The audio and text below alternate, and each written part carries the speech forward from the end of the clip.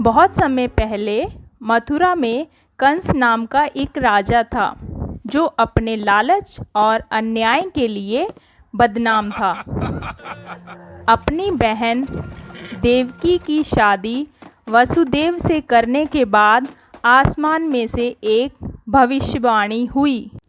कंस, देवकी और वासुदेव का 8वां पुत्र तुम्हारे अत्याचार का अंत करेगा और तुम्हारी मौत का कारण बनेगा।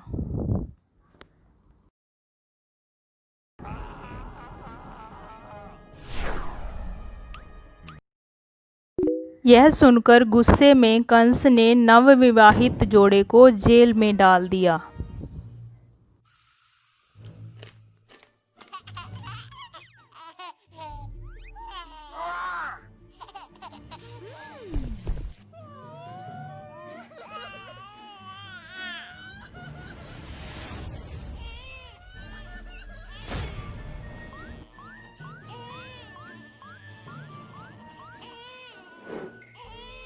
एक के बाद एक कंस ने देवकी के 7 बच्चों को मार दिया। जब देवकी के 8वें बच्चे का जन्म हुआ तो भविष्यवाणी की आवाज़ फिर से आई।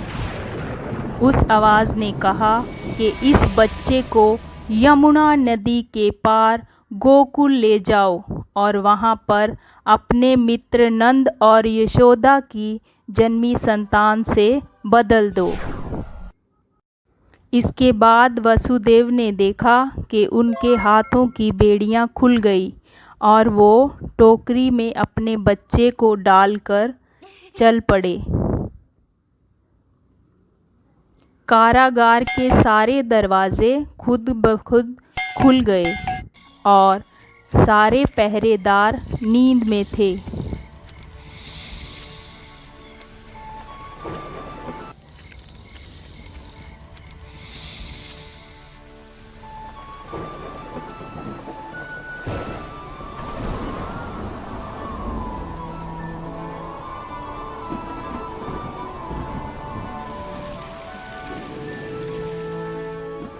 जब वसुदेव ने सिर पर टोकरी लिए हुए तूफानी नदी को पार किया तो पानी उनके कंधे से ऊपर नहीं उठा। जब उन्हें परेशानी हुई तो एक 10 सिर वाले सांप ने छतरी बन बच्चे को बारिश से बचाया। वसुदेव को ये सब देखकर समझ आया कि उनका यह बच्चा कोई मामूली इंसान नहीं था, वो दिव्य था। नंद के घर पहुंचकर उन्होंने अपने बेटे को नंद की बेटी से बदल दिया और कारागार वापस पहुंच गए।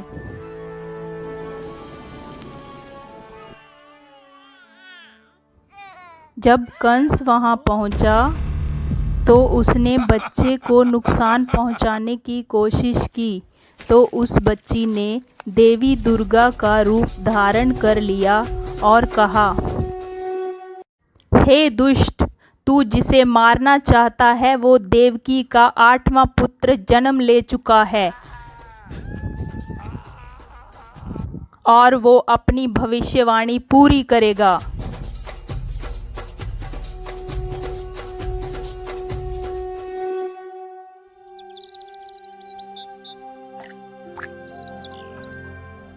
बालक कृष्ण यशोदा द्वारा प्यार से पाले गए और आगे चलकर उन्होंने कंस को मारा और बुराई पर अच्छाई की जीत का प्रतीक बनाया।